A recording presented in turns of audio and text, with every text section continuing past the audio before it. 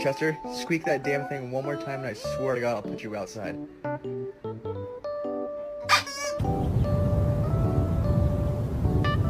Come on.